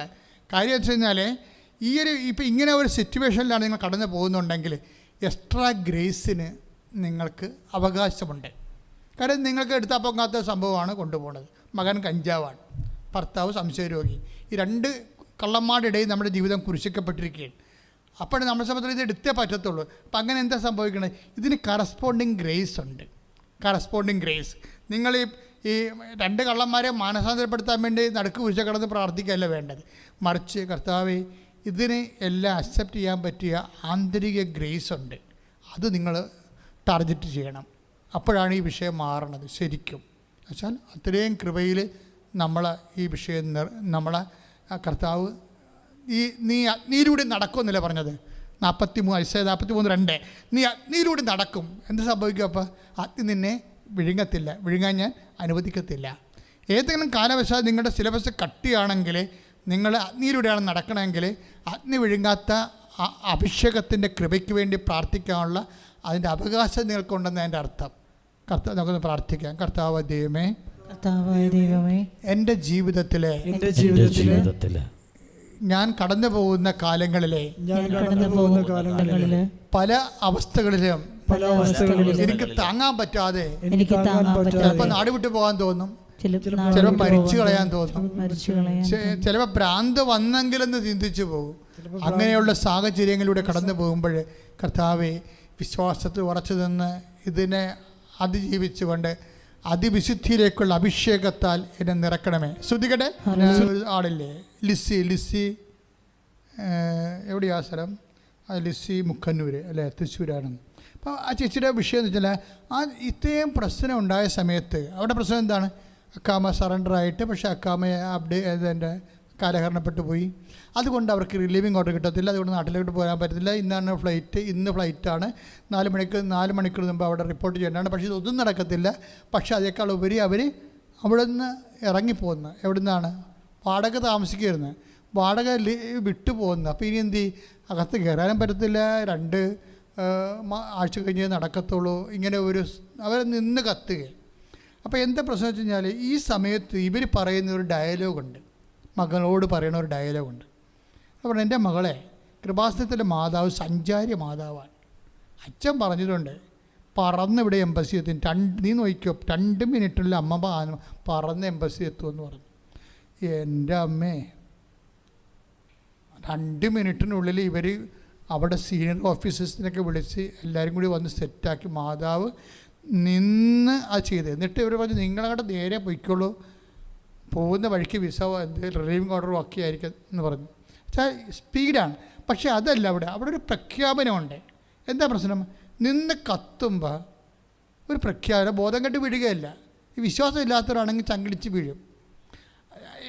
പ്രാർത്ഥിക്കുന്ന ആൾക്കാരാണെങ്കിൽ പ്രാർത്ഥിക്കാൻ നോക്കും. പക്ഷേ ഈ പ്രാർത്ഥിച്ച് പരിചയമില്ലാത്തവർ ഇതുപോലുള്ള മോശം ടൈമിൽ പ്രാർത്ഥിച്ച ഒക്കത്തുമില്ല. അതാണ് എൻ്റെ വിഷയം. അതുകൊണ്ടാണ് അച്ഛൻ ആദ്യമേ പറഞ്ഞത്, പ്രാർത്ഥിക്കാൻ ഉദ്ദേശിക്കുന്നവരെ മിനിമം പ്രാർത്ഥന ജീവിതം നിലനിർത്തിക്കൊണ്ട് പോകണം. ഈ ലിസി ആ ടൈപ്പാണ്. അവർ മിനിമം പ്രാർത്ഥന ജീവിതം നിലനിർത്തിക്കൊണ്ട് പോകണ കാരണം അവർക്ക് നല്ല ഉറപ്പാണ്. തന്നെയല്ല, ഈ ലിസി 1 മാസം മുമ്പ് ഒരു സ്വപ്നം കണ്ടായിരുന്നു. ലിസി കണ്ട സ്വപ്നം ഭയങ്കര വിറ്റാണ്. അതായത് ഭയങ്കരമായിട്ട് തീ കത്തണം. തീ കത്തുമ്പോൾ കൃപാസനം മാതാവ് ചിറക് ധരിച്ച് ഈ തീയിൽ നിന്നകത്തേട്ട് പുറത്തേക്ക് വരണം. അതാണ് കണ്ട സ്വപ്നം. അപ്പോൾ ഉടനെ ലിസി വിചാരിച്ചു, ദൈവമേ വല്ലയിടത്തും തീ പിടിക്കാൻ വേണം, മാതാവേ തീ കെടുത്തേക്കണേ എന്ന് പറഞ്ഞ് ഇവർ പ്രാർത്ഥിച്ച്. പക്ഷേ തീ പിടിച്ചാർക്കാൻ ഇവർക്ക് തന്നെയാണ്. ഈ എംബസി സംഭവിക്കാൻ പോകുന്ന കാര്യം അമ്മ നേരത്തെ കാണിച്ചു കൊടുത്തതാണ്. എംബസി സംഭവിക്കാൻ പോണത് നിന്ന് കത്തുന്ന ഈ എംബസിയിൽ, പക്ഷേ ഞാൻ ചിറകും ധരിച്ച് വന്നിട്ട് നിന്നെ അവിടെ നിന്ന് റിലീവ് ചെയ്യും. അതാണ് അതായത് ഞാനിപ്പോൾ നിങ്ങൾ പറയുമ്പോൾ നിങ്ങൾക്ക് ചില സമയത്ത് ഇത് ഉൾക്കൊള്ളാൻ ചിലപ്പോൾ പാടായിട്ട് തോന്നും. പക്ഷേ സംഭവിച്ചു കഴിഞ്ഞാൽ നമ്മളൊക്കെ ഒരു സങ്കല്പ വിശ്വാസികളല്ല. എല്ലാവരും ആണെന്ന് ഞാൻ പറയില്ല. അപ്പൻ്റെ അമ്മയും ക്രിസ്ത്യാനികളായതുകൊണ്ട് അങ്ങനെ ജീവിച്ച് ക്രിസ്ത്യാനിയായിട്ട് ജനിച്ചവരുടെ പേരൊക്കെ ഇട്ട് അങ്ങനെ പോയി ജീവിക്കണം എന്നല്ലാതെ വേറെ കഥ ഒന്നുമില്ല. അപ്പം അതുകൊണ്ട് തന്നെ ദൈവദേശത്ത് പോയിൻ്റ് കുറവാണ്. പോയിൻ്റ് കൂടണമെന്നുണ്ടെങ്കിൽ ഉള്ള മാർഗം ഈ 5:47 മത്തായിയുടെ സുവിശേഷം 5:47. എന്താ പ്രശ്നം? വിശേഷ വിധിയായി നിങ്ങൾ എന്താണ് ചെയ്യണത്? എന്നുവെച്ചാൽ നിങ്ങളോട് പറഞ്ഞിരിക്കുന്നതിനേക്കാൾ കൂടുതലായിട്ട് നിങ്ങൾ എന്താണ് ചെയ്യണത്? അതായത് സഹോദരങ്ങളെ മാത്രം നിങ്ങൾ അഭിവാദനം ചെയ്യുന്നുവെങ്കിൽ വിശേഷ വിധിയായി എന്താണ് നിങ്ങൾ ചെയ്യുന്നത്? അതാണ് ഇപ്പം ദൈവത്തിൻ്റെ ഒരു മിനിമം ഗ്യാരണ്ടി നിലനിർത്താനുള്ള മാർഗം എന്താണ്? എക്സ്ട്രാ ആയിട്ടുള്ള കാര്യങ്ങൾ ചെയ്യണം. ഇപ്പം ഈ ലിസിയുടെ കാര്യം ചോദിക്കണത്, ലിസിയുടെ ആങ്ങളയ്ക്ക് മഞ്ഞപ്പിത്തമാണ്, ഷിപ്പ് യാർഡിലാണ് ജോലി. മഞ്ഞപ്പിത്തമാണ്. ഇപ്പോൾ മഞ്ഞപ്പിത്തമായിട്ട് ബെൽറൂബിൻ കൂടി, കരളിൻ്റെ ബെൽറൂബിൻ കൂടിയിട്ട് അയാൾ അവിടുന്ന് പറഞ്ഞു വിട്ടു, ജോലിയിൽ നിന്ന് പറഞ്ഞു വിട്ടു. അപ്പോൾ ഈ ലിസിയുടെ ചേച്ചിമാർ രണ്ടുപേരും ഇതുപോലെ ഈ അഡാറ് ഫെയ്ത്തുള്ള ആൾക്കാരാണ്. ഈ കക്ഷികൾ നേരെ വന്ന് ഇവിടെ ഉടമ്പടി ചെയ്ത് ആങ്ങളെയും കൊണ്ടുവന്ന് ഉടമ്പടി ചെയ്യും. ഉടമ്പടി ചെയ്താൽ ഇവളോട് പറയണത്, ഇനി ഞങ്ങൾ ഉടമ്പടി ചെയ്തിട്ടുണ്ട്, നീയും പ്രാർത്ഥിച്ചേക്കണമെന്ന് പറയും. കാരണം ചേട്ടായിയെ പറഞ്ഞു വിട്ടു, ഹോസ്പിറ്റലിൽ അവിടെ ജോലിയിൽ നിന്ന് പറഞ്ഞു വിട്ടിട്ടുണ്ടെന്ന് പറയും. ചേട്ടായിക്ക് ജോലി ബിൽഡറും കൂടുന്നില്ല, മഞ്ഞപ്പിത്തം കൂടിയിട്ട് മഹോദരത്തിലേക്ക് പോയിക്കൊണ്ടിരിക്കുകയാണെന്ന് പറയും. പക്ഷേ ഇവരെന്നാ ചെയ്യണമെന്ന് വെച്ച് കഴിഞ്ഞാൽ ഇവർ നമ്മൾ പറയാത്തൊരു പരിപാടി ചെയ്യും. എന്താ ചെയ്യണത്? ഇവിടുന്ന് ഷിപ്പ്യാർഡ് വരെ ഈ ആങ്ങളെ നടുക്ക് കാറിലിരുത്തിക്കൊണ്ട് ഇവിടുന്ന് ഷിപ്പ്യാർഡ് വരെ അവർ ജവമാല ചെല്ലും. അത് നമ്മൾ പറയാത്ത സാധനമാണ്. അത് നമ്മൾ പറയാത്ത സമയം എക്സ്ട്രാ ചെയ്യേണ്ടതാണത്. ഇങ്ങനെ ഒരു 3 പ്രാവശ്യം ഇവിടെ വരികയും മാതാവിനെ കാണുകയും പോവുകയും ചെയ്ത് കഴിയുമ്പോൾ എന്താ പറ്റുമെന്ന് അറിയാമോ? ഒറ്റ ആഴ്ച കൊണ്ട് ബിൽഡറുവിൻ നോർമലാകും. നോർമലാകുക തന്നെയല്ല, ഷിപ്പ്യാർഡിലേക്ക് കൊണ്ട് തിരിച്ചെടുക്കും. സ്പീഡാണിത്. അത് വെച്ച് കഴിഞ്ഞാൽ നമ്മൾ എക്സ്ട്രാ ചെയ്യണതാണ് വിഷയം. ഇപ്പോൾ ഒരു അനുവിൻ്റെ സാക്ഷി, അനു മരിയ ഇതുപോലൊരു സംഭവമാണ് എക്സ്ട്രാ. അതാണ് എക്സ്ട്രാ. അതായത് നിങ്ങൾക്ക് ദൈവമായിട്ട് മിനിമം യോഗ്യതയുള്ളെങ്കിൽ ഇത് വർദ്ധിപ്പിക്കാനുള്ള മാർഗം വിശേഷ വിധിയായി ചെയ്യണ കാര്യങ്ങളാണ്. ഇപ്പോൾ കഴിഞ്ഞ ദിവസങ്ങളിൽ ജോസിൻ്റെ സാക്ഷി, അയാൾ തൃശ്ശൂർക്കാരനാണ്, പക്ഷേ അയാൾ ജോലി ചെയ്യണത് ഗോവയിലെ ബോംബെയിൽ എവിടെയാണ്. അയാളുടെ പ്രശ്നം വെച്ച് കഴിഞ്ഞാൽ അയാൾക്ക് അപ്പനും ഉണ്ട് അമ്മയുണ്ട്, പ്രായമാണ്, പക്ഷേ ഭാര്യയുണ്ട്, 2 കുഞ്ഞുങ്ങളുമുണ്ട്. ഇത് എല്ലാവരെയും കൂടി നോക്കാൻ വേണ്ടി പാവപ്പെട്ടവൻ്റെ ജോലിയേ ഉള്ളൂ. MNC അയാൾക്കൊരു ജോലിയുണ്ട്. ഈ ജോലി പോകുമ്പോൾ അപ്പം വന്ന് ഉടമ്പടി എടുക്കും. അപ്പോൾ അയാൾ നാട്ടിൽ വരുമ്പോൾ ജോലി അയാളെ പോയിരുന്നു, പക്ഷേ അപ്പനോട് അമ്മയോടും പറഞ്ഞു കഴിഞ്ഞാൽ അവർ തകർന്നു പോകും. പറയാതെ അയാൾ വന്ന് വേറെ ഉടമ്പടി എടുക്കും. അപ്പോൾ ഞാൻ ഇവിടെ ഇപ്പോൾ ഉണ്ടായിരുന്നു. അപ്പോൾ അയാൾ വന്ന് എന്നെ കണ്ട്, പക്ഷേ എനിക്ക് സാധാരണ ഉടമ്പടി പുതുക്കാത്ത ആൾക്കാർക്ക് ഞാൻ ശ്രദ്ധിക്കത്തില്ല. കാര്യം പ്രോസസ്സിലിരിക്കുകയല്ലേ അവർ. പ്രോസസ്സിലിരുന്ന് കഴിഞ്ഞാൽ ഞാൻ കണ്ടു കഴിഞ്ഞാൽ പിന്നെ അവർ ആ ഉടമ്പടി പോയി, അപ്പം പിന്നെ അവർക്ക് കൊടുക്കാൻ തന്നെ പാണ്ടാവും. അവർ ഞാൻ നോക്കത്തില്ല. ഞാൻ ഉടമ്പടി ചെയ്താൽ പുതുക്കിയെന്ന് നോക്കത്തുള്ളൂ. എപ്പോഴും ഒരാളെ ടൈം ഇൻവെസ്റ്റ് ചെയ്യണമെന്നുണ്ടെങ്കിൽ അയാളുടെ ഉടമ്പടി പേപ്പർ എല്ലാം അയാളെക്കുറിച്ചുണ്ടാവും. അപ്പോൾ അത് നോക്കിയിട്ടാണ് ആളുമായിട്ട് സമയം ഇൻവെസ്റ്റ് ചെയ്യത്തുള്ളൂ. പക്ഷേ ഇയാളെ കണ്ടപ്പോൾ ഇയാൾ പറയണ മുമ്പ് തന്നെ ഞാൻ ചോദിച്ചു, നിങ്ങൾക്ക് ജോലി ഇല്ലാത്ത പ്രശ്നമല്ലേ, നിങ്ങളൊരു പണി ചെയ്യണം, 8-ാം തീയതി ഒന്ന് ഉപവസിക്കണം, 1-ാം തീയതി 8-ാം തീയതി ഉപവസിക്കണം, പിന്നെ 17-ാം തീയതിയും. അപ്പോൾ അയാൾ 1-ാം തീയതി ഉപവസിച്ച് 8-ാം തീയതി അയാൾ ഉപവസിക്കണ ദിവസം MNC കമ്പനി വേറൊരു കമ്പനിയിൽ നിന്ന് അയാൾക്ക് അതിനേക്കാൾ ശമ്പളത്തിൽ, അതായത് വീട്ടിലിരുന്ന് ജോലി ചെയ്യാൻ വേണ്ടി വർക്ക് അറ്റ് ഹോമായിട്ട് അതിനേക്കാൾ ശമ്പളത്തിൽ ജോലി കിട്ടി. അത് വർക്ക് അറ്റ് ഹോമാണ്. നേരത്തെ അവിടെ പോകണമായിരുന്നു, ഇപ്പോൾ പോകേണ്ട കാര്യമില്ല. അപ്പോൾ ഈ ജോലിയും കാര്യമൊക്കെ അമ്മയുടെ കയ്യിലുണ്ട്, ദൈവത്തിൻ്റെ കയ്യിലുണ്ട്. നമ്മൾക്ക് കിട്ടാത്തതിൻ്റെ കാരണം നമ്മൾ എക്സ്ട്രാ ചെയ്യാൻ ഒട്ടിയടിക്കാൻ പറ്റത്തില്ല. ഇതാണ് പ്രശ്നം. ഉള്ളത് തന്നെ എങ്ങനെയും 16 കൊട്ടുമായിട്ടൊക്കെയാണ് ചെല്ലണത്. ഇപ്പോൾ പ്രത്യക്ഷ പ്രാർത്ഥന കഴിയുമ്പോൾ രാവിലെ എഴുന്നേറ്റിട്ട് 5:30 തൊട്ട് 6:30 മണി വരെയാണ് പ്രാർത്ഥിക്കേണ്ടത്. അപ്പോൾ മിക്കവാറും എഴുന്നേൽക്കുമ്പോൾ 7:30 മണിയാവും. എന്തുകൊണ്ടാണ്? രാത്രി വല്ല വാട്സപ്പൊക്കെ കൊണ്ട് ചാറ്റും ചീറ്റുമൊക്കെ ഇരുന്നിട്ട് ഉറങ്ങാൻ വിട്ടു പോകുമ്പോൾ രാവിലെ എഴുന്നേൽക്കണം താമസിക്കും. അതുകൂടി ആ സംഭവം തീരും. അപ്പോൾ ഇങ്ങനെയാണ് വിഷയം വന്നത്. ഇത് മറിച്ച് എക്സ്ട്രായാണ് ഈ പരിപാടി ചെയ്യണമെങ്കിൽ. ഇപ്പോൾ അനുവിൻ്റെ പരിപാടി എന്താണ്? എന്താ പറഞ്ഞത്? എനിക്ക് വിസ ഇൻ്റർവ്യൂ ആണ്, 3 ഞാൻ തോറ്റപ്പോൾ വന്ന് ഉടമ്പടി ചെയ്ത് പാലക്കാട് ഞാൻ ഒറ്റക്കാണ് വന്നത്.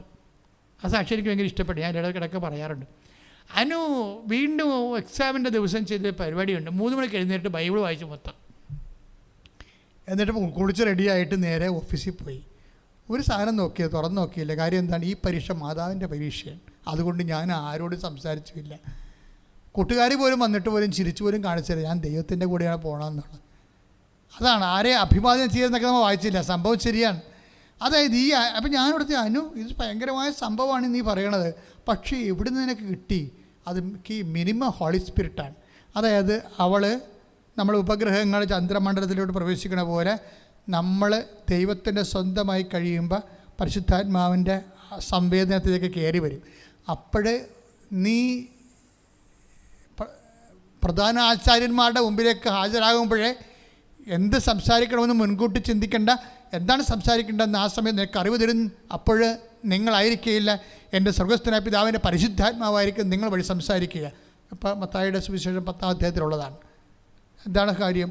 നമ്മൾ ദൈവമായിട്ട് സന്ധിപ്പായി, കുറച്ചുകൂടി ദൈവമായിട്ട് ബന്ധമായി, ദൈവത്തിൻ്റെ സ്വന്തമായെന്നൊക്കെ ദൈവത്തിന് തോന്നിയാൽ നീ എന്ത് ചെയ്യണം, എപ്പോൾ ചെയ്യണം, എങ്ങനെ ചെയ്യണം എന്നെല്ലാം നമുക്ക് നോട്ട് തരും.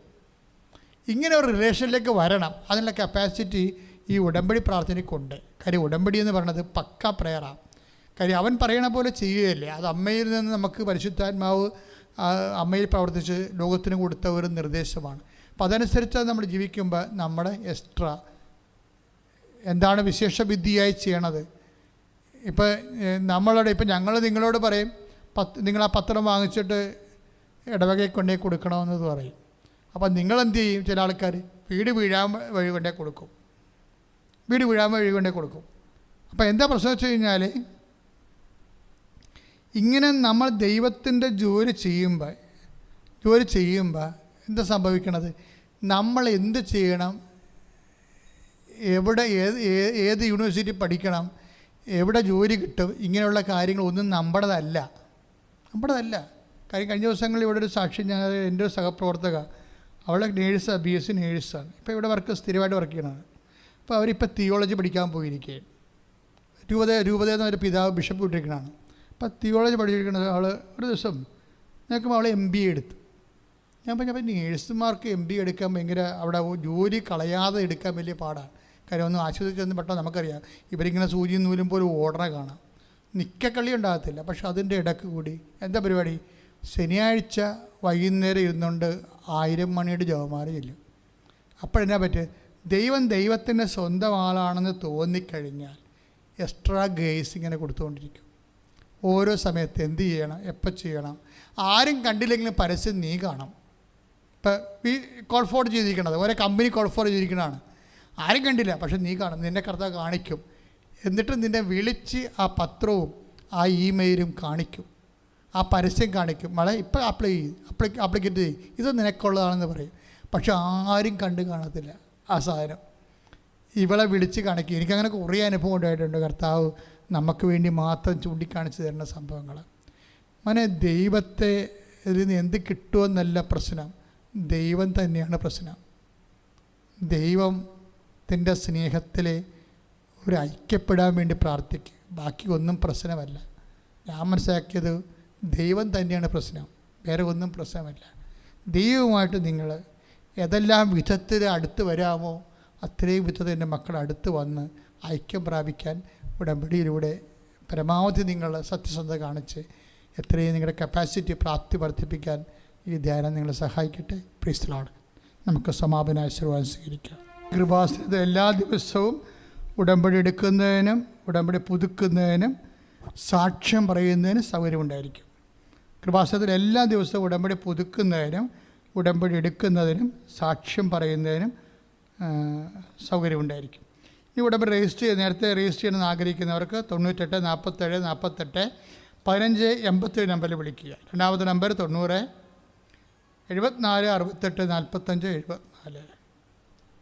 പിന്നെ ചൊവ്വാഴ്ച രണ്ടാമത്തെ അറിയിപ്പ്, ചൊവ്വാഴ്ചകളിൽ ഏകദിന ഉടമ്പടി ധ്യാനം. അത് നിങ്ങൾ ഓൺലൈനായിട്ട് പങ്കെടുക്കേണ്ടത്.